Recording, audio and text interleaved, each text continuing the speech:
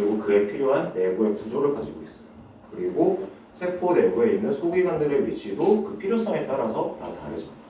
그렇다면 이러한 다양성을 어떻게 해서 가능하게 만드는가, 그것에 대한 핵심을 다뤄보는 챕터가 17, 18챕터라고 할 수가 있겠습니다. 지금 보시면 여기에 A랑 B는 이제 A랑 C는 다 EM, 일렉트론 마이크로스코프 이미지이고, B랑 D는 각각에 대한 카툰인데, 지금 보시는 것처럼 A와 B 같은 경우는 장의 상피, 인테스티널 에피텔리움 셀들의 외형을 보여주고 있는 것이고, C랑 D는 지금 매크로페이지와 같은 이뮤셀들의 외형을 보여주고 있는 거예요. 근데 보시면 굉장히 독특한 구조로 이렇게 외부의 외형과 내부의 구조가 구성이 되어 있는데, 우선 인테스티널 에피텔리움 셀들을 보면은 장 상피 세포에 보면은 굉장히 우리가 일반 생명과학 시간에 배웠을 때는 이제 육모막이라고 얘기를 많이 하죠. 이런 것처럼 마이크로빌라이라고 하는 굉장히 촘촘한 이런 구조들이 있습니다. 많이들 아시겠지만 이런 촘촘한 구조를 바탕으로 표면적을 넓히고 이걸로 영양분을 효율적으로 흡수를 할 수 있게 만들어주는데 특화되어 있는 세포라고 할 수가 있죠. 근데 지금 이 장상피 세포를 잘 살펴보면 장상피 세포가 이렇게 있으면 여기 이렇게 자른 거예요. 지금 이렇게 자른 단면을 보여준 거예요. 위쪽에 이렇게 마이크로빌라이 구조들이 있고 내부는 이렇게 네모나게 딱 골격에 딱 껴맞추듯이 이렇게 지금 다 배열이 되어 있어요. 장에 따라서.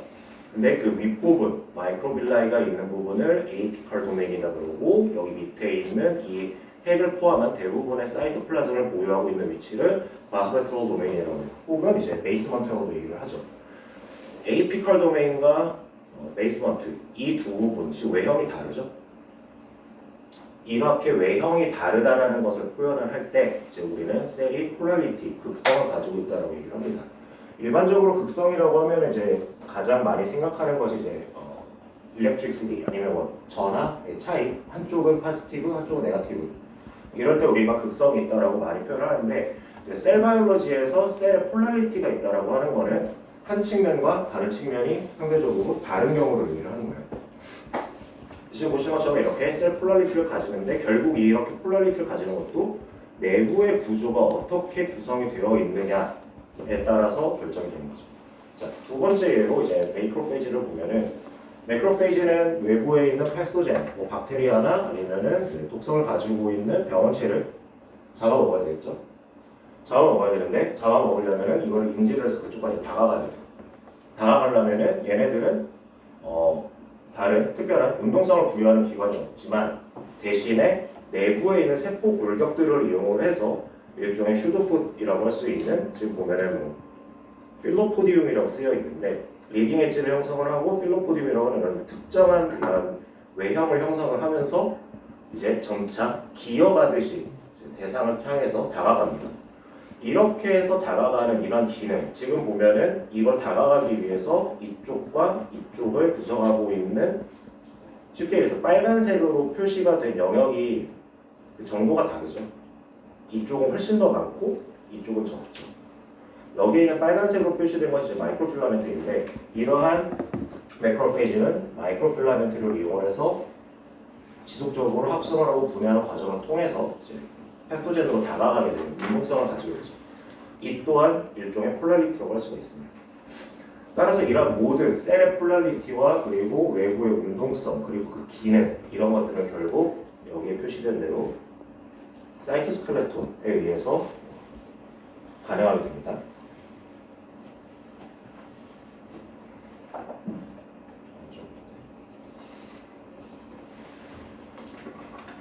자, 그래서 여러분들이 생명과학 시간 때 배우기로는 이제 크게 세 종류의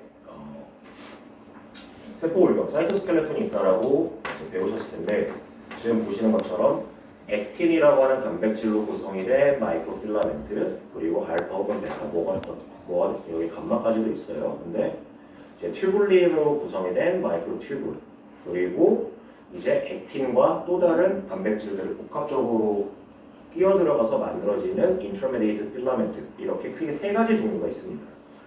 지금 보시는 것처럼 대표적으로 이제 마이크로필라멘트 같은 경우는 이렇게 외부에 이렇게 세포의 골격, 정말 딱 그 세포의 바깥쪽 부분, 막에 연관이 돼서 바깥쪽 부분을 딱 영역을 구축을 해주는 거죠. 그리고 여기에 있는 튜블린 같은 경우는 이렇게 지금 여기가 핵의 위치거든요. 핵의 위치를 바탕으로 계속 이렇게 뻗어나가는데 여기 뻗어나가는 게 그냥 뻗어나가는 게 아니라 적합한 세포 소기관이 여기에 붙어 있을 수 있도록 내부 골격 구조를 만들어주는 역할이에요. 그리고 인터메디에이트 필라멘트는 뭐 뒤에 설명을 간단하게 하겠지만 다양한 그 핵막의 구조를 형성하는 것도 필요로 하죠. 결국에는 세포 가장 바깥쪽의 골격 아니면 내부의 골격 이러한 아니면 특정한 기관의 골격 이런 일종의 골격들을 구성을 하는데 이 앞에서 설명을 한 세 가지의 이런 사이토스켈레탈 스트럭처가 많이 이용이 되고 그래서 교과서상에서는 프레임워크로 기능을 한다라고 표현을 하고 있습니다. 일종의 지지대로서 역할을 하는 거죠. 그리고 이러한 구조는 이따 동영상을 안 넣었죠. 이제 뒷부분 설명에서 나올 텐데 지속적으로 합성이 되고 분해가 되면서 외형이나 골격을 조금씩 바꿔나갑니다. 살아있는 동안의 세포가.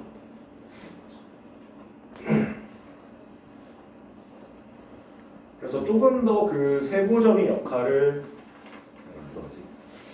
역할을 설명을 드리면 이제 액틴으로 구성이 된 마이크로필라멘트의 경우는 아까 맨 처음 말씀드린 것처럼 플라스마 멤브레인의 스트럭처 아니면 뭐 같은 말이겠죠. 서페이스의 스트럭처 세포 가장 바깥쪽의 구조를 만든다라든지 아니면 내부에서 마이오신이라고 하는 운동성을 가지고 있는 단백질들의 일종의 트랙으로서 기찻길처럼 이용이 됩니다.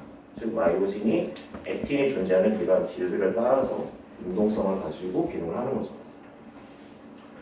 마이크로튜브의 경우는 여기 있는 것처럼 올바넬의 프레임워크라고 쓰여 있는데 제가 처음 아까 전 슬라이드에서 얘기를 했던 것처럼 특정 위치에 존재하는 세포 소기관이 그 위치에 잘 존재할 수 있도록 해주는 역할이고 아니면 실리아나 플라젤라 스트럭처 운동성을 가지고 있는 기관지의 선모나 정자의 꼬리와 같은 그러한 조직 그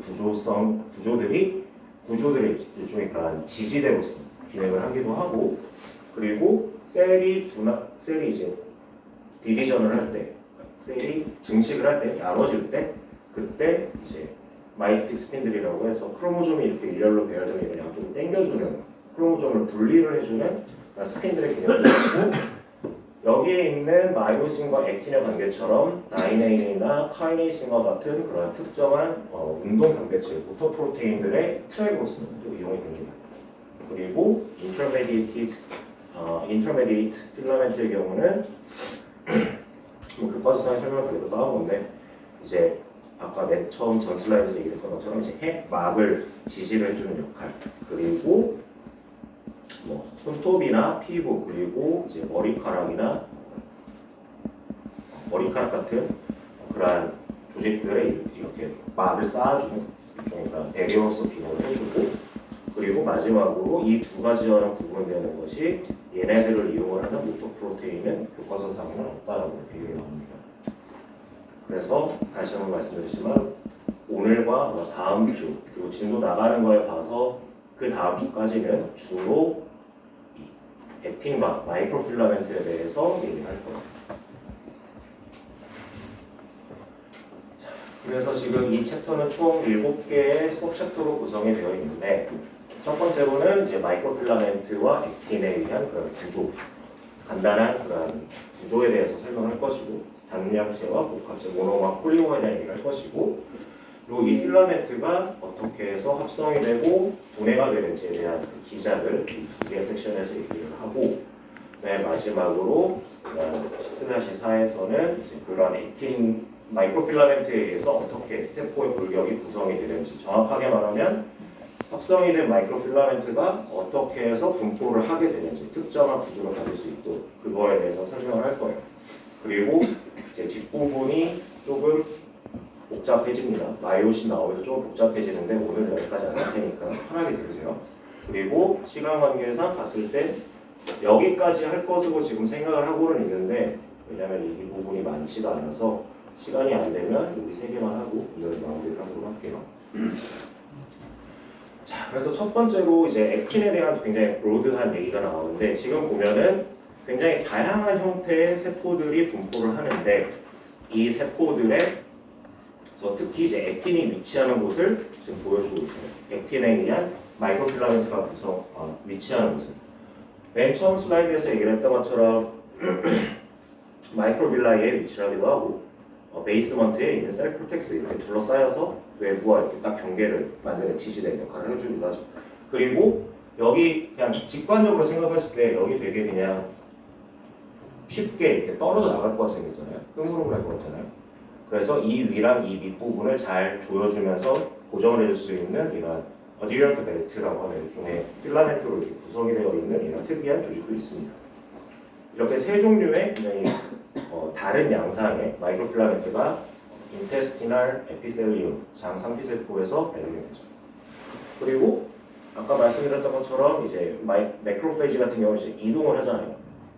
이동을 하는데 이것까지 매크로페이지로 보시면 될 거예요. 이렇게 세 개가 매크로페이지로 보시면 될 거예요. 그래서 보면은 필로포디아라고 하는 이렇게 살짝 앞으로 삐져나온 이 조직인데 이 조직이 결국에는 좀 더 확장이 되면서 여기는 리딩 엣지라고 하는 이렇게 해서 좀 더 넓게 이렇게 퍼져서 확장해 나가는 이 구조가 생기는데 이 과정을 반복을 하면서 앞으로 이렇게 나가는 거거든요.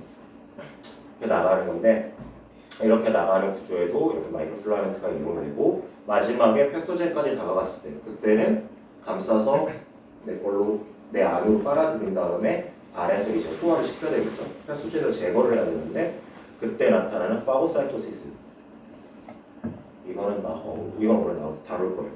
파고사이토시스의 과정에서도 이렇게 마이크로필라멘트가 이용이 됩니다. 그리고 인위적으로 저희가 체외에서 배양을 할 세포들은 바닥에 붙기 위해서 스트레스 파이브라고 하는 특이한 구조를 만들기도 하고 그리고 아까 말씀드린 것처럼 이렇게 세포 안에 있는 특정한 조직, 소기관이나 아니면 카고 프로틴이라고 하는 운송이 돼야 되는 물질들을 이동을 하기 위해서 이렇게 베이시클의 트레이브로서도 이용이 되고 마지막으로 컨트랙틸 링이라고 하는 이제 사이토키네시스라고 하죠. 세포가 분열할 때 딱 두 개로 제대로 딱 쪼개지는 그 과정에서 거기를 잘라주는 역할을 하는 링 구조에도 이렇게 마이크로필라멘트가 이용이 됩니다. 그래서 지금 보시는 것처럼 정말 다양한 셀룰러 이벤트에서 적용이 되는 조직이라고 할 수가 있겠습니다. 그리고 계속 설명을 드리지만 한 세포에서 여러 종류의 필라멘트 구조가 같이 구성이 돼서 나오죠. 보시는 것처럼 리딩 엣지 있고 필로포디아 삐져나온 데 여전히 있고 위쪽에는 또 스트레스 파이버가 있죠. 이런 것처럼 다양한 형태의 마이크로필라멘트가 다양한 세포적인 현상을 조절하는 데 이용한다라고 할 수가 있겠습니다.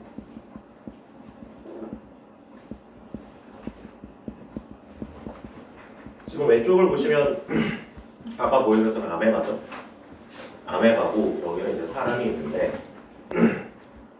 아메바가 가지고 있는 액틴과 사람이 가지고 있는 액틴은 대략 80% 정도의 단백질의 서열이 아미노산 서열이 유사하죠. 굉장히 진화적으로 보존이 된 단백질이라고 할 수가 있습니다. 그리고 사람의 경우는 크게 6종류의 액틴 단백질이 있는데 크게 3가지 정도로 구분을 해요.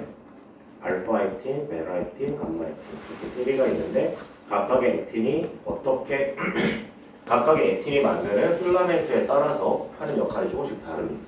그래서 알파 액틴 같은 경우는 컨트랙트 스트럭처, 그러니까 수축을 하는 데 이용을 하고 베타 액틴 같은 경우는 아까 봤었던 셀 프로텍스나 리딩 엣지, 외부를 이렇게 감싸고 있는 구조 아니면 마이크로페이지에서 다가갈 때 사용을 하는 구조에서 이용이 되고 여기는 감마 액틴 같은 경우는 바닥에 붙어 있을 때 밑부분에 생기는 지지작용을 해주는 그러한 필라멘트로 파이버에 이용이 됩니다. 그리고 알파 액틴, 베타 액틴, 감마 액틴에 포함이 된 이 6개의 액틴 단백질들은 대략 90% 정도의 염기서열상의 유사성이 있다고 합니다.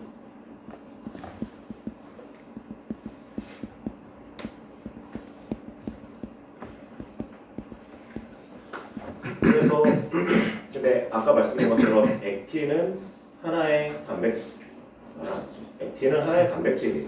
근데 얘네들이 제대로 기능을 하기 위해서는 마이크로필라멘트와 같은 파이버 구조로 연결이 돼야 되는데 이 연결이 됐을 때 폴리머 상태가 되었을 때를 F 액틴이라고 합니다. 그리고 반대로 하나 혼자 있을 때는 이제 G액틴이라고 얘기를 해요. 그래서 G액틴이 모여서 합성이 돼서 길어지면 F액틴이 되는 거겠죠. 각각의 성질을 조금 살펴보도록 하겠습니다.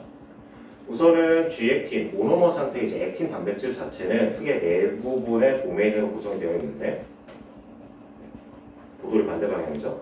1, 2, 3 아니구나. 1, 2, 3, 4죠. 이렇게 네 개의 도메인으로 구성이 되어 있는데 중요한 부분은 여기에 있는 ATP 바인딩 클래프트라고 하는 이 위치, 일종의 이렇게 절벽 구조라고 보시면 돼요. 이렇게 약간 파여 있는, 파여서 여기가 이렇게 안에 홈이 이렇게 생겨 있는 상태인데 이 안으로 이제 ATP 혹은 ADP가 붙게 됩니다. 그리고 이 프로테인, 이 단백질의 특성상 안정성을 유지를 하기 위해서 뭐가 됐든 있으면은 결합을 하려고 하는 성향이 있어요.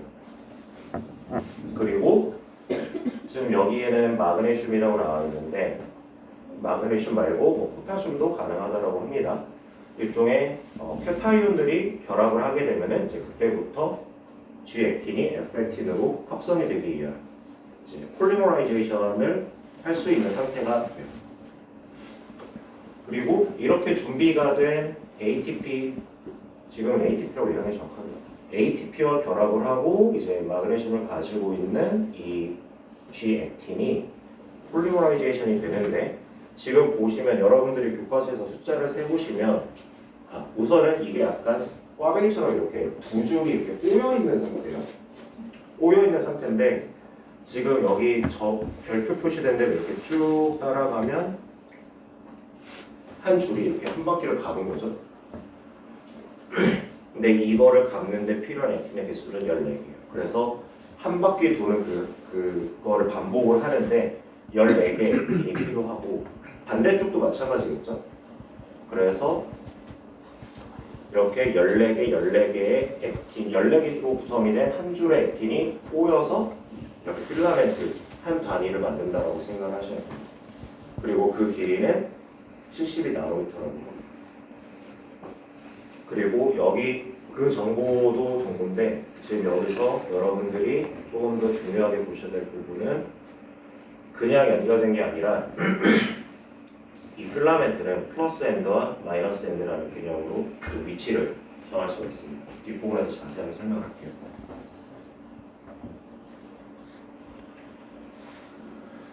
자, 여기 보면은 우리가 쉽게 생각했을 때 액틴이 이렇게 있으면 그냥 얘네들이 이렇게 연결이 돼서 쭉 있는 거니까 얘네들이 그럼 위나 아래나 동일하지 않을까라고 생각을 할 수 있어요. 하지만 자세히 살펴보면은 이들은 분명 다른 성향을 가지고 있어요. 이 위치. 그리고 제가 맨 처음에 설명을 했을 때 한쪽과 다른 쪽이 다른 성향을 가지고 있다. 이런 거를 폴라리티가 있다라고 얘기했었죠. 극성을 띈다라고 얘기했었죠. 그래서 지금 이렇게 보시면 이 액틴은 그리고 이후의 배우 튜블린의 경우도 폴라리티를 가지고 있다라고 얘기를 할 수가 있습니다. 그래서 특정 방향을 마이너스 엔드, 특정 방향을 플러스 엔드라고 하는데 가장 쉽게 얘기해서 플러스 엔드는 액틴이 붙는 위치, 새로운 액틴이 붙어서 이렇게 쭉 이쪽으로 붙는 위치고 마이너스 엔드는 이제 주로 떨어져 나가는 위치예요.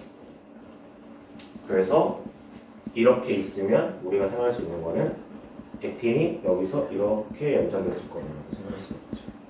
방향성이 있는 겁니다. 연장을 하는데 근데 그 폴라리티에 대해서 조금 더 잘 생각해보죠. 왜 달라서 폴라리티가 있는지를 보면은 어쨌든 이 모든 거는 단백질의 구조에 의해서 결정이 되겠죠.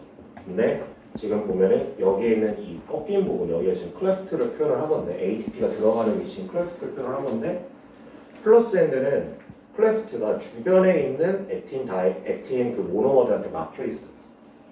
근데 반면에 여기 없고 딱 이렇게 세 개만 붙어 있다고 생각을 해보죠.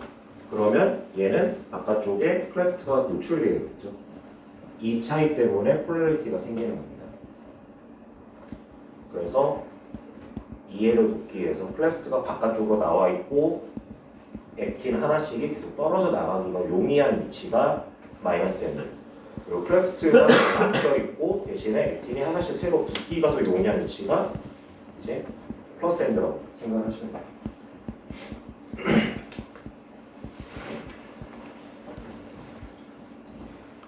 자, 그 다음은 이제 폴리머라이제이션에 대해서 얘기를 할 텐데 실제로 세포 내에서는 이 액틴이 끊임없이 합성이 됐다가 분해가 됩니다. 이 과정을 반복을 해요. 그리고 우리가 딱 봤을 때 길이는 그대로예요. 길이는 그대로인데 이 상태에서도 합성과 분해가 계속 일어날 수도 있어요. 제가 설명드렸을 때 플러스 엔드는 주로 붙는 쪽이라고 얘기했고 마이너스 엔드는 떨어지는 쪽이라고 했죠. 붙는 속도랑 떨어지는 속도랑 같으면 얘는 가만히 있는 거겠죠. 물론 이렇게 갈지는 모르겠어요. 근데 그 길이 자체는 그대로이기 때문에 그런 것들을 고려를 했을 때 결국 어셈블리와 디스어셈블리가 계속 반복이 되는 세포 내에서 현상이 일어납니다. 우선은 제일 먼저 필라멘트가 만들어지는 과정에 대해서 설명을 드릴게요. 크게 세 단계로 나눠집니다. 자, 우선 뉴클리에이션이라고 하는 단계는 처음에 있는 이 G 액틴 몇 개가 모여서 작은 이제 올리고를 형성을 하는 거예요. 지금 그림상에서 이렇게 세 개가 있는데 일종의 투자로 치면 시드머니를 처음 만들어 놓는 거랑 똑같다고 생각하시면 돼요. 처음 이제 시드머니에서 이제 뿌는 거죠. 표현이 적합할지 모르겠는데 우선은 그 시작점을 하나 만들어주는 거예요. 그래서 이 과정은 뉴클리에이션이라고 얘기를 하고 실제로 표현이 시드로 나와요. 교과서에. 그런 것처럼 이렇게 처음 다른 모노머들이 붙을 수 있는 그 위치, 지지 기반을 만들어주는 현상을 이제 뉴클리에이션이라고 합니다. 그리고 여기 일롱게이션이라고 나와 있는데 지금 보면은 이쪽에서 붙고 이쪽에서도 붙죠. 안 붙는 건 아니에요. 그리고 이거는 지금 인비트로 상황이긴 한데 어쨌든 뉴클리에이션에 의해서 만들어진 시드 아니면 뉴클레어스가 만들어지면 그 뒤부터 이렇게 모노머들이 이렇게 붙습니다. 모노머들이 붙어서 일롱게이션이 되고 마지막으로 스테디 스테이트. 이때는 붙는 속도와 떨어지는 속도가 동일한 거예요. 그래서 더 이상 결과론적인 그 길이가 바뀌지는 않는 폴리머의 길이가 거의 고정이 된 평행 상태가 되는 그런 상황이라고 할 수가 있겠죠.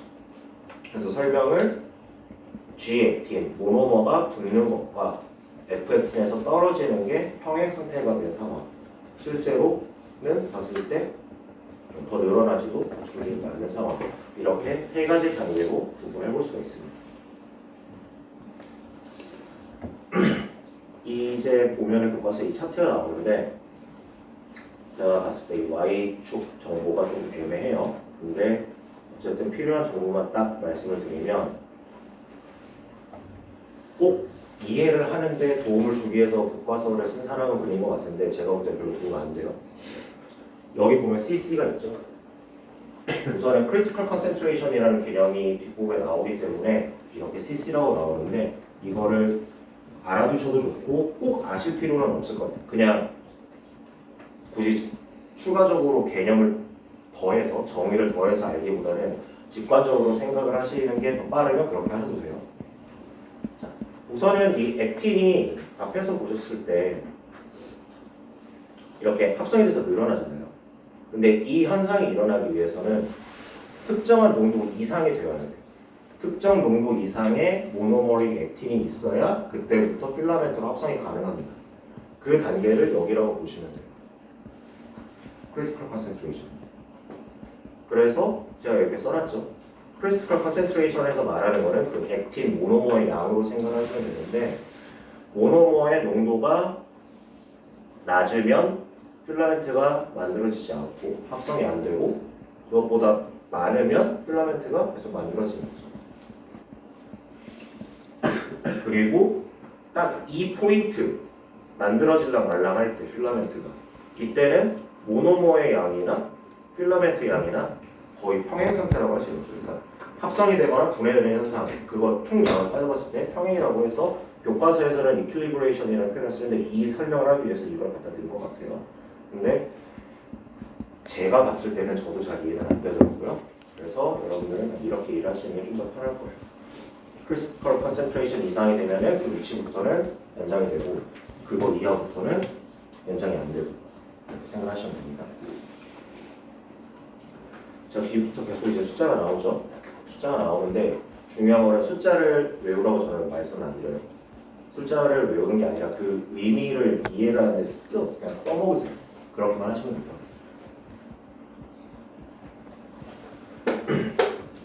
여러 가지 가지 실험을 통해서 이제 플러스 엔드와 마이너스 엔드에서 일어나는 그 모노머들이 붙고 떨어지는 현상들을 실제로 측정을 해봤을 때 이제 플러스 엔드는 이제 보이는 속도가 이제 12 per micromole sec 이렇게 되고 마이너스 엔드는 1.3 per micromole sec 이라고 하는데 아까 여기 붙는 쪽에서는 지금 농도의 개념이 단위로 들어가 있고 떨어지는 쪽에서는 농도의 개념이 안 들어가 있죠. 이거는 아까도 설명을 드렸던 것처럼 액틴이 폴리머라이제이션이 될 때 갖는 특성 때문에 그렇다고 할 수가 있는데 특정 농도 이상에서 붙기 시작한다고 얘기를 드렸죠. 그렇기 때문에 붙는 데에는 농도의 영향을 받아요. 근데 떨어지는 거는 그냥 여기에서 자연적으로 붙어 있는 상태에서 그냥 자연적으로 한쪽 끝부터 떨어지는 거기 때문에 외부의 농도랑은 상관이 없습니다. 그래서 이렇게 수식으로 나왔는데 자 그러면 우리가 이해를 돕기 위해서 외부에 1 마이크로몰 농도의 G 액틴이 있다고 쳐봅시다. 그럼 이거 숫자상으로 사라지죠. 그러면 쉽게 얘기해서 마이너스 N에서는 1초에 1.3개 액틴이 필라멘트에 붙을 수 있어요. 근데 플러스 N에서는 12개 액틴이 붙을 수 있죠. 거의 10배 차이죠. 그 얘기는 붙는 속도가 육중이 훨씬 더 빠르다는 얘기예요. 그러면 제가 아까 말씀드렸던 것처럼 플러스 N에는 쉽게 얘기해서 액틴이 붙는 쪽이다 라고 했던 말이 이해가 되는 거죠. 반대로 떨어지는 속도를 봐볼게요. 마이너스 N의 경우는 초당 0.8개 떨어져 나가고 플러스 N은 초당 1.4개가 떨어져 나가요. 근데 물론 실제로 떨어지는 숫자는 플러스 N보다 훨씬 더 많지만 붙는 양의 정도를 비교해보면 플러스 N은 약 여기에 보면은 한 1.8배 정도 더 떨어져 나가는데 실제로 붙는 거는 10배 정도 더 많이 붙는 거죠. 그러니까 여기서는 계속 붙는 식으로 생각할 수가 있는 거죠. 자, 그리고 여기 나오는 크리티컬 컨센트레이션에 대해서 얘기를 조금 더 해보면 그냥 간단한 산수입니다.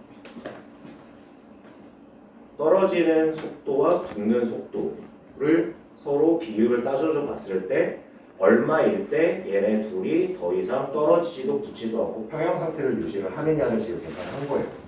그래서 마이너스 엔드 쪽의 경우는 이거는 제가 업로드 해드릴 테니까 그때 숫자를 다 따라서 보세요. 보면은 0.6 마이크로몰이 되면은 떨어지는 속도나 붙는 속도나 동일해요. 그러니까 여기서는 평형 상태가 이루어지는 거죠. 그리고 반대로 플러스 쪽에서는 똑같이 계산해 봤을 때 0.12 마이크로몰일 때 평형 상태예요. 자, 숫자를 떠나서 여기가 숫자가 훨씬 더 크죠. 평형 상태를 유지를 하는데 필요한 모노머 액틴의 농도가 여기가 훨씬 더 높아요. 그 얘기는 조금만 높아도 여기에서는 계속 붙는다는 얘기죠. 자, 그 얘가 여기 나옵니다. 플러스 엔드에서는 0.12 마이크로몰, 마이너스 엔드에서는 0.6 마이크로몰인데 그럼 딱 중간값 0.3 마이크로몰의 경우는 어떻게 됩니까? 액틴이 이쪽에서 계속 붙겠죠. 이쪽에서 계속 떨어지겠죠. 왜냐하면 마이너스 엔드는 0.3 마이크로몰보다 더 크리티컬 컨센트레이션이 더 높기 때문에 떨어지는 속도가 이쪽에서는 더 빠른 거예요. 그래서 한쪽에서는 붙고 한쪽에서는 떨어지고 이 상황이 계속해서 반복이 되는 거죠. 그리고 한 가지 이 얘기가 뒷부분에 나오긴 하는데 간단하게 좀 추가해서 말씀드리면 이때 붙을 때는 ATP를 결합한 G 액틴이 이쪽으로 붙습니다. 플러스 N으로. 근데 얘네들이 떨어져 나가면서 즉 시간이 지나면서 이 안에서 그냥 액틴의 경우는 ATPase 액티비티를 가지고 있어요. 그래서 이 안에서 ATP를 ADP로 분해를 해준 상태로 가지고 있다가 떨어져 나가면서 ADP를 포함을 하고 있는 GFT 상태로 떨어져 나가요. 이게 이러한 현상으로 진행이 되는데 그럼 이 과정에서 뭔가 에너지가 생기죠. ADP가 분해가 됐으니까 그게 결국에는 얘네들이 폴리머를 구성을 하는 데 필요한 에너지에 사용이 된다고 합니다.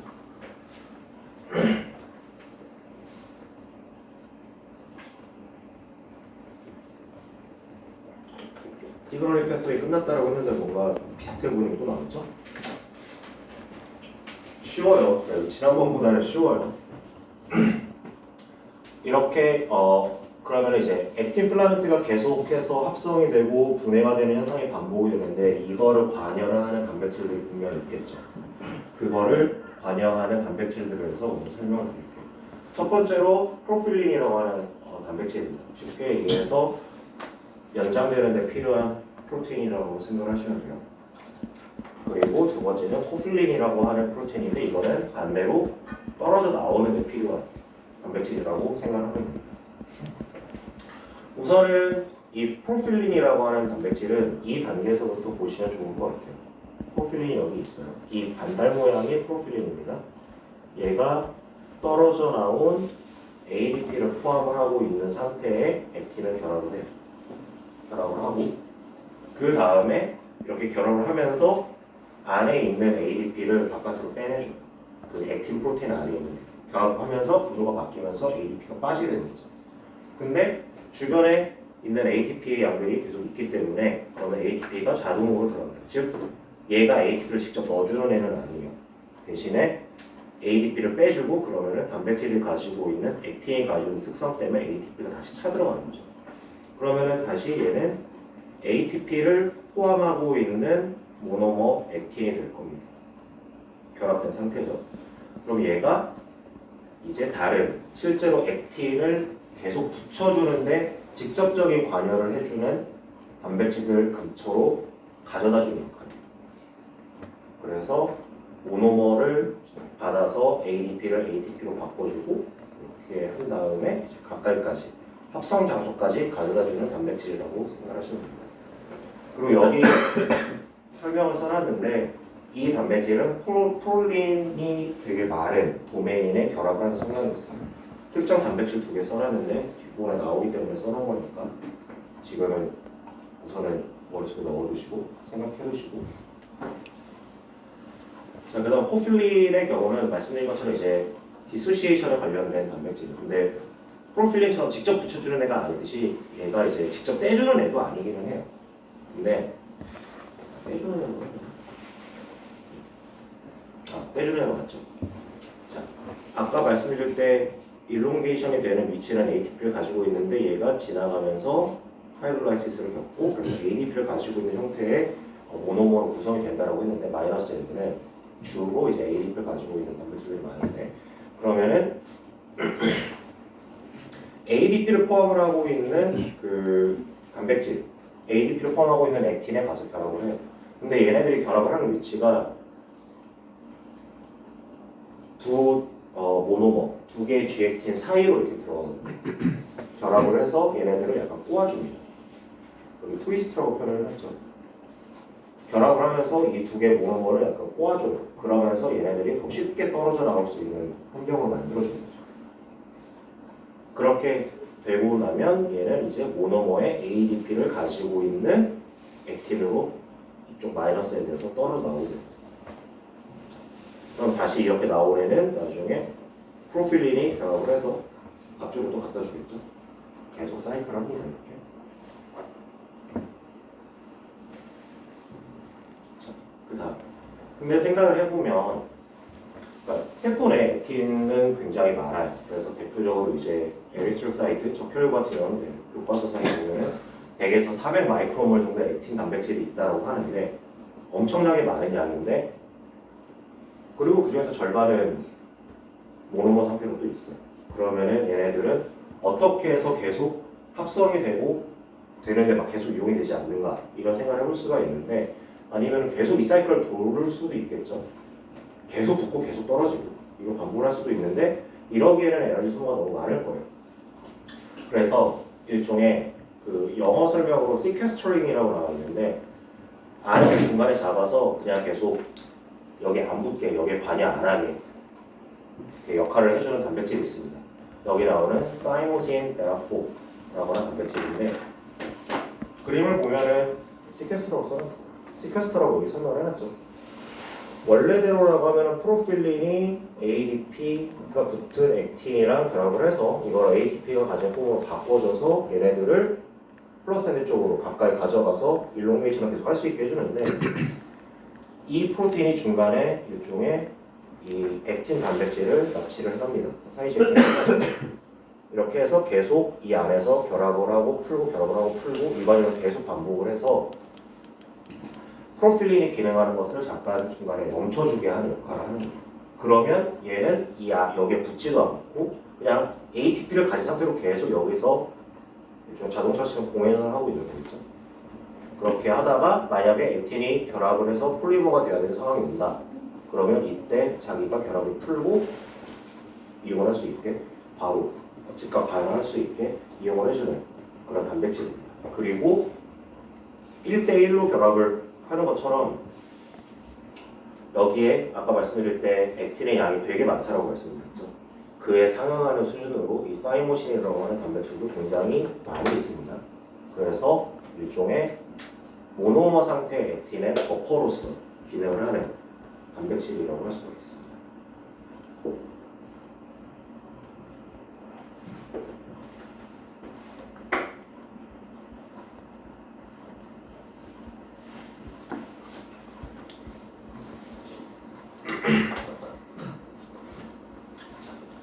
그리고 이 외에도 이제 두 가지 단백질이 더 나오는데 제가 아까 설명드렸던 것처럼 그러면은 계속 떨어지고 계속 붙고 남는 애들은 여기서 계속 사이클 돌리고 있고 이러면은 여전히 ATP의 소모가 굉장히 많겠죠. 그래서 아예 구조적으로 붙지 못하게 막아주는 역할을 하는 단백질들이 있습니다. 자, 우선 첫 번째로 플러스 엔드에 붙는 캡지, 캐핑이라고 할 수가 있는데 실제로 표현도 캐핑이라고 얘기를 해요. 붙어서 이게 여기에 이렇게 붙으면 액틴이 여기에 결합을 하기가 어렵겠죠. 막아주니까 붙을 위치를 막아주는. 그래서 이렇게 일롱게이션을 막아주는 역할을 해주는 단백질을 캡지라고 하는데 몇 가지 설명이 나옵니다. 교과서에. 그래서 근데 제일 중요한 거는 모노머가 플러스 엔드에 붙는 것을 막아주는 역할을 하고 캡시 알파 그리고 베라라고 하는 이 두 개의 단백질로 만들어진 컴플렉스예요. 다이머 상태의 컴플렉스이고 그리고 쓰여 있는 것처럼 PIP2 패스웨이에 의해서 이제 이니비션이 되고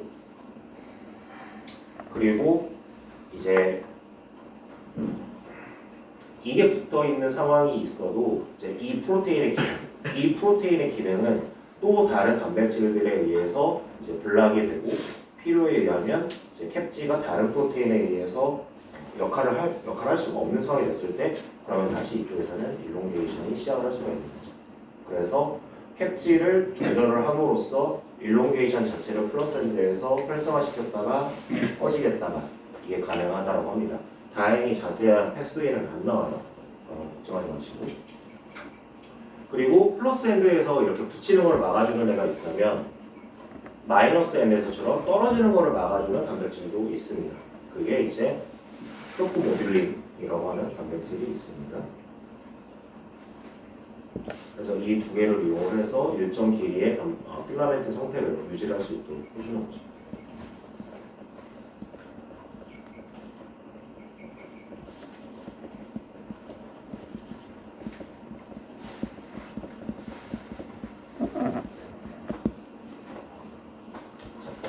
그럼 다음 섹션으로 넘어가서 이제부터는 어떠한 단백질들에 의해서 일롱게이션이 조절되는 그 좀 더 자세한 메커니즘을 조금 다뤄보도록 하겠습니다. 우선 제일 먼저 나오는 단백질은 포민이라고 하는 단백질인데 지금 보시면 몇 가지 설명이 있어요. 포민스라고 여기 나와 있는데 그 이유가 결국에는 이건 프로테인 패밀리 여러 종류의 단백질들이 있는데 포민이라고 하는 패밀리에 있는 단백질들인데 중요한 거는 미리의 필라멘트를 형성하는 길게 연장을 하는 미리 얘기 드리지만 이 마이크로 필라멘트는 그냥 일렬로만 이렇게 존재하지 않습니다. 여기서 가지치기도 해요. 근데 이렇게 일렬로 연장을 해주는데 작용을 해주는 단백질, 포민에 대해서 얘기를 하고 있습니다. 우선은 포민의 경우는 이제 두 개의 도메인이 있는데 FH1, FH2 도메인이 있어요. 그래서 지금 이 슬라이드에서는 FH2 도메인에 대해서 설명할 텐데 쉽게 얘기해서 이 FH2가 포민 단백질 두 개가 서로 다이머를 형성할 수 있게 만들어줍니다. 그래서 일종의 이런 식으로 이렇게만 시작해야죠.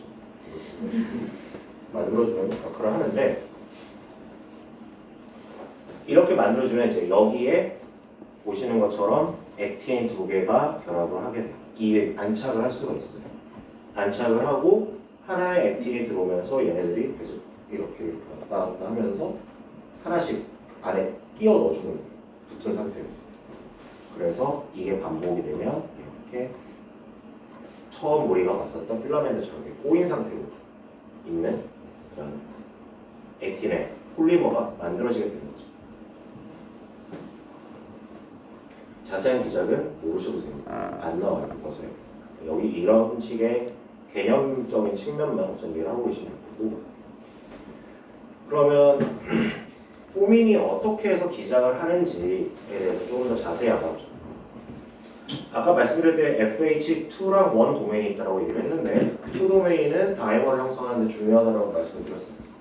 근데 1 도메인도 뭔가 기능을 하겠죠. 그래서 살펴보면 1 도메인은 쓰여있는 것처럼 프롤린이 많은 도메인입니다. 근데 제가 아까 설명을 했을 때 프로필린이라고 하는 단백질 일롱게이션을 할 때 가까이로 ATP와 결합을 한 액틴 모노머를 일롱게이션에 한 플러스 N도 가까이 가져가주는 단백질이 있다고 얘기했죠. 근데 걔가 프롤린 리치 도메인에 결합을 할 수 있다고 말씀을 드렸어요. 그 얘기는 프로필린 ATP 액틴, 프로필린과 결합을 한 ATP 액틴이 이 FH1 도메인으로 가서 붙을 수가 있는 거죠.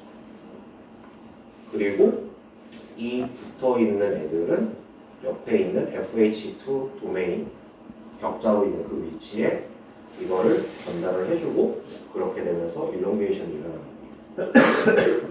그리고 여기 보면은 RBD라고 하는 일종의 도메인이 있는데 여기 쓰여 있죠. Raw GTP 프로테인.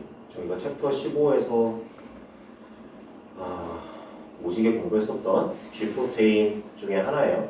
거기서 설명 안 나왔습니다. 마스랑 제가 GPCR 위주로 설명을 했는데 프라이머리 G 프로테인 그것처럼 GTP랑 결합을 하는 단백질이에요. GTP 혹은 GDP. 근데 비슷하게 GTP가 붙었을 때 액티베이션이 되는 폼이라고 생각하시면 됩니다. Raw 프로테인이 이제 RBD 도메인에 붙어서 이제 신호기장을 전달을 해주는 거죠. 그래서 외부에서 액틴 폴리머리제이션 시작해 신호 주면 여기 있는 포민이 RBD 도메인으로 붙어서 FH1 도메인으로 주변에 부유하던 프로필린과 ATP 액틴 프로테인을 이제 주변으로 이제 당겨주고 분리치를 시켜주는 거죠. 그렇게 하고 여기에 있는 ATP가 결합한 액틴이 FH2 도메인으로 넘어가면서 계속해서 합성을 할 수 있게 추가가 되는 거죠. 이렇게 해서 로컬 인리치먼트 막 주변에서 활성화된 상태로 필라멘트가 형성이 되게 됩니다. 이게 포민스라고 하는 단백질이 일롱게이션을 관여하는 방법이에요.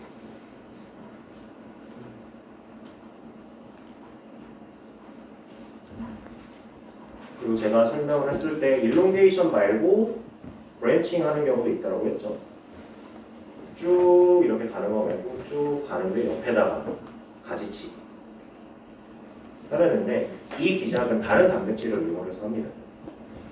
결국 그 브랜칭 포인트에 딱 붙어있는 이렇게 뻗어나가면 이 위치에 붙어있는 단백질은 여기 ARP23라고 하는 단백질로 설명이 되어 있는데 이거는 하나의 단백질이 아니고 7개의 단백질로 구성이 되어 있는 컴플렉스예요. 컴플렉스인데 지금 있는 것처럼 이 안에 이제 2개의 ARP 프로테인 2, 3번이 이렇게 있는 거예요.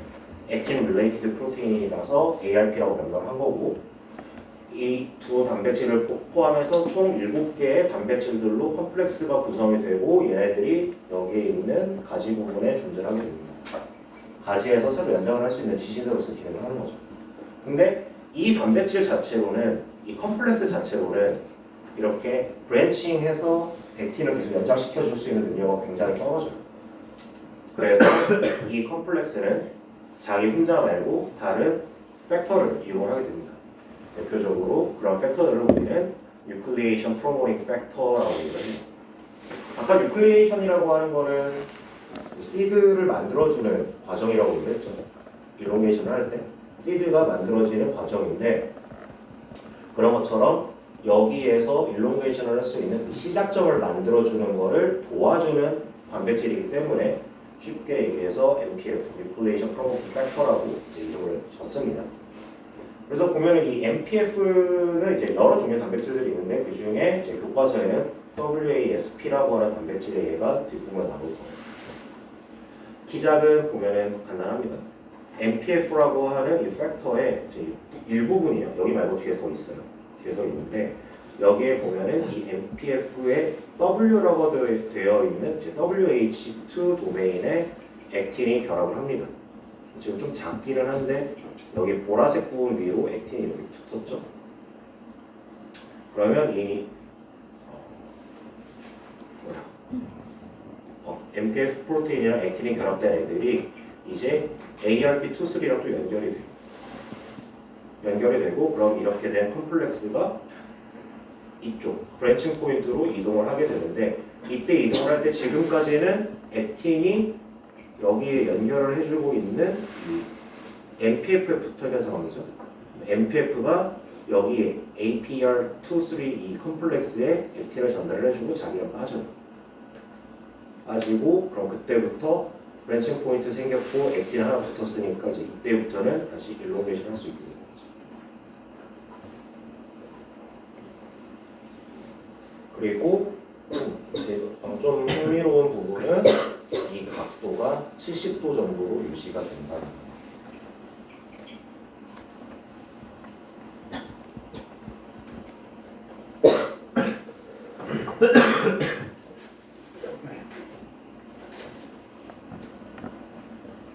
그러면 여기 NPF 중에 일종인 WASP라고 하는 이 NPF 프로테인이 어떻게 해서 활성화되는지 간단하게 설명을 드리면, 이 프로테인은 이제 PIP2랑 CDC42라고 하는 또 다른, 이거는 한번 언급했었어요.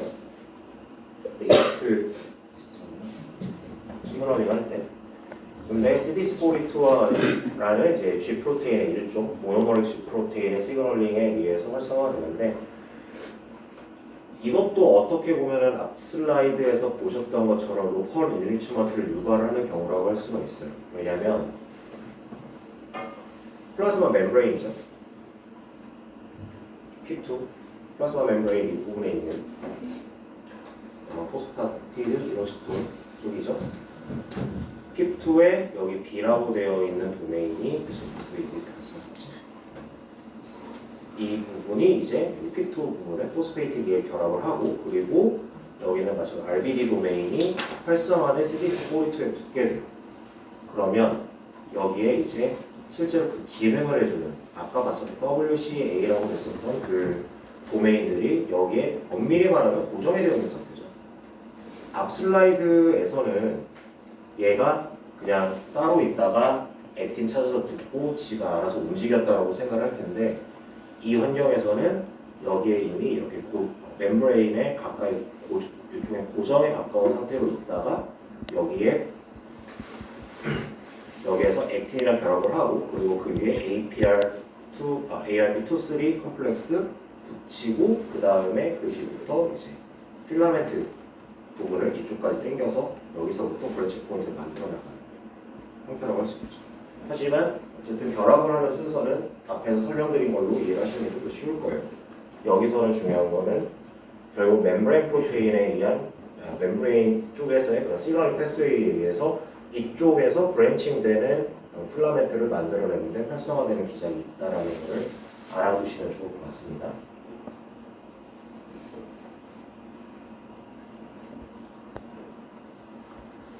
그럼 아까 말씀을 드렸던 것 중에 이제 그 외부의 골격을 구성을 하는데 굉장히 중요한 역할을 한다라고, 프로테인 필라멘트가 역할을 한다라고 설명을 드렸는데, 그거 말고도 이제 내부에 있는 어떠한 교과서상에는 엔도솜이라고 얘기를 했죠.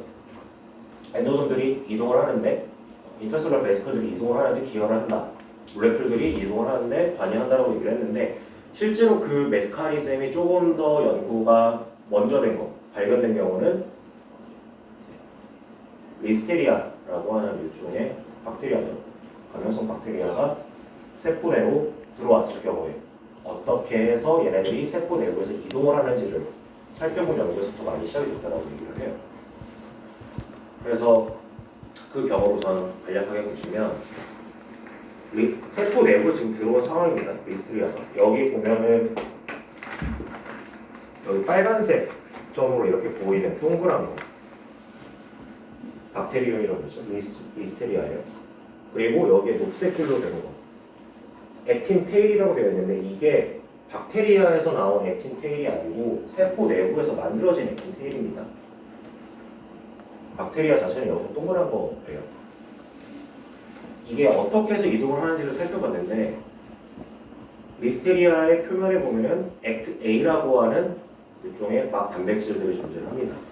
이 액트 A라고 하는 단백질의 특성이 지금 있는 것처럼 MPF-like 프로테인이라고 하죠. MPF-like 프로테인이어서 주변에 있는 APC 아니고 ARP겠죠?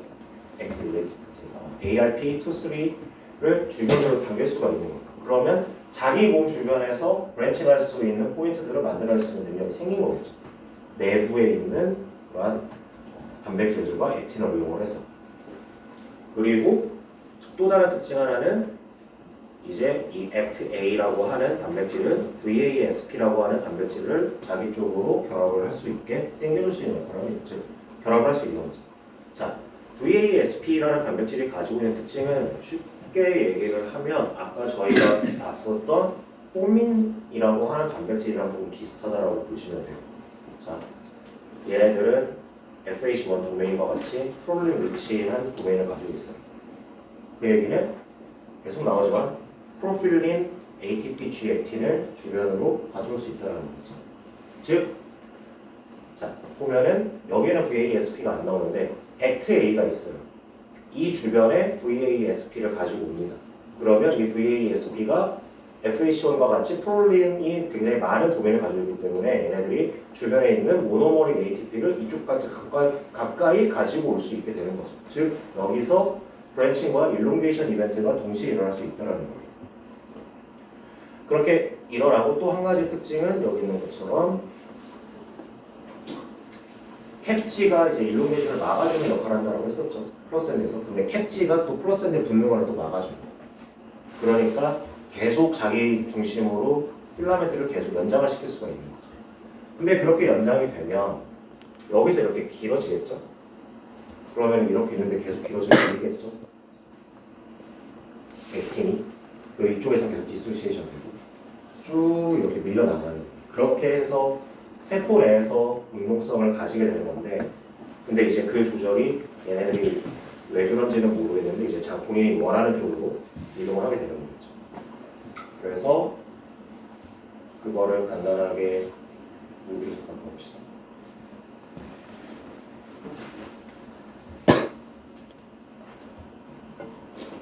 자, 지금 보면은 여기 이 녹색 이게 리스테리아예요. 그리고 짧죠.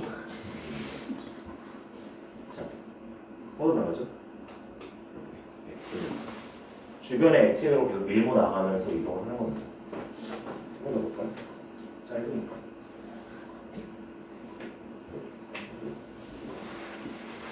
이렇게 됩니다.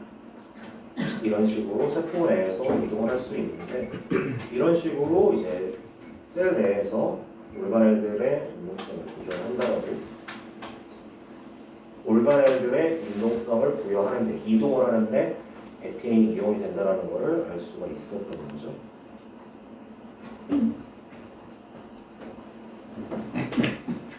그 다음 이제 액틴 필라멘트에 의해서 실제로 세포 내에서 일어나는 몇 가지 이벤트들을 조금 살펴보면은 가장 이제 이 나무 부분에서 엔도사이토시스에 어떻게 액틴이 관여하는지를 정말 간단하게 설명할 거예요.